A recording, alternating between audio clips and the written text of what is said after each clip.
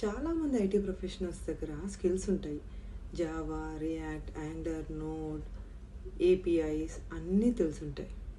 కానీ ఇంటర్వ్యూలో ఎందుకు రిజెక్ట్ అవుతున్నారంటే రీజన్ టెక్నాలజీ కాదు, ఎక్స్ప్లెనేషన్ ప్రాబ్లం.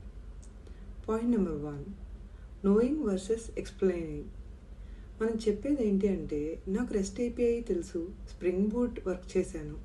కానీ ఇంటర్వ్యూర్ ఎక్స్పెక్ట్ చేసేది ఏంటంటే, రిక్వెస్ట్ ఎలా వచ్చింది, కంట్రోలర్ నుంచి డేటాబేస్ వరకు ఎలా ఫ్లో అయింది. బుక్ నాలెడ్జ్ కాదు, ప్రాజెక్ట్ థింకింగ్ కావాలి. Point number 2, end to end ఫ్లోనే ఎక్స్ప్లెయిన్ చేయగలగాలి. రియల్ ప్రాజెక్ట్స్లో టాపిక్స్ సపరేట్గా ఉండవు. It's always end to end. Request వచ్చింది, వ్యాలిడేషన్ జరిగింది, సర్వీస్ లేయర్తో కనెక్ట్ అయింది, డేటాబేస్ రెస్పాన్స్ మళ్ళీ క్లయింట్కి ఇచ్చింది. ఈ ఫ్లో క్లియర్గా ఎక్స్ప్లెయిన్ చేయగలిగితే ఇంటర్వ్యూర్కి హైరింగ్ చేసే కాన్ఫిడెన్స్ వస్తుంది మనల్ని. సో పాయింట్ నెంబర్ 3, చాలామంది చేసే బిగ్గెస్ట్ మిస్టేక్ ఏంటంటే ఆన్సర్స్ని మెమరైజ్ చేయడం.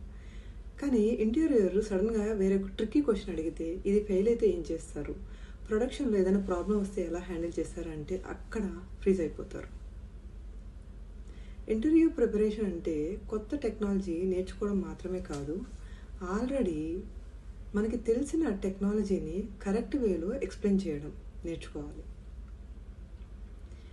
ఇది క్లారిటీ, ఇది right kind of interview preparation. ఈ వీడియో మీకు నచ్చినట్లయితే సేవ్ చేయండి, షేర్ చేయండి. And if you want career clarity and guidance, DM me or comment below. I am more than happy to help you. Your IT empowerment coach Saujanya. Namaskar.